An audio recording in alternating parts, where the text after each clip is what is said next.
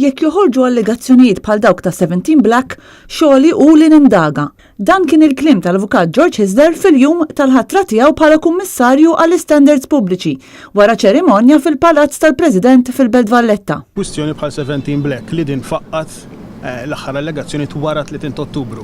Inti fl-uffiċċju tiegħek ħadd tkun qed tidħol fl-allegazzjonijiet li qed isiru? Ċertament f'dan l-istadju nista' nikkummenta fuq ebda każ partikolari. Li nista' nagħmel huwa nerġa' nikkota liġi li tgħid li ma nista' ninvestiga ebda qatt li ġara qabel 30 Ottubru. Meta faqqat meta ħoss niskomdu li tkellem fuq każijiet partikolari, però bħala fatt jekk l-att ġara qabel mod, jekk l-att ġara wara mod ieħor. If the Panama Papers had occurred today and it was in your remit to actually look into them, what would you have done effectively? Kevin, I think it's a bit premature for me to comment on something that I would have done, not even premature, it's not correct. I can't say what I would have done without having investigated and without having been aware of all the facts. What I can say is that an incident like that had to happen now, it would be my job to investigate. George Hyzler se jkun l-ewwel persuna li se jservi f'din il-kariga u ħad ġurament f'din il-kariga wara li fil-15 ta' Settembru sar vot unanimu favur in-nomina tiegħu, nomina li kienet saret mill-oppożizzjoni.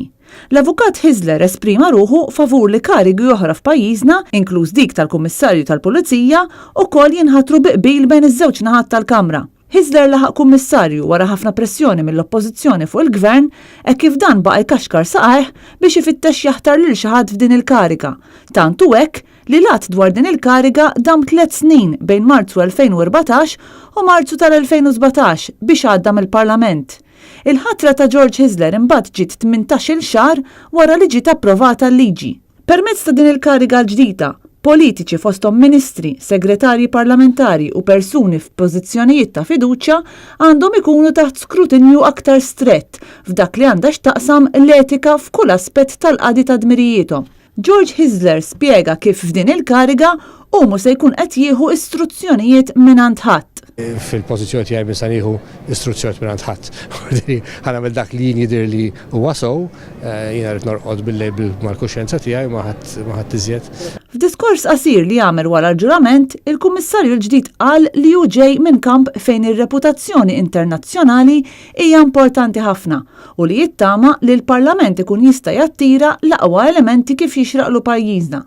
Intant il-kap tal-Oppożizzjoni Adrian Delija li kien preżenti għal din il-ħatra qal li din il-kariga li damet tant biex ingħatat issa se tkun qed tassigura li l-eżerċizzju ta' tħaddim tad-demokrazija ikun komplet. Hekk kif dan il-Kummissarju se jkun qed iservi ta' assiss fuq dawk li qegħdin jirrappreżentaw lill-poplu.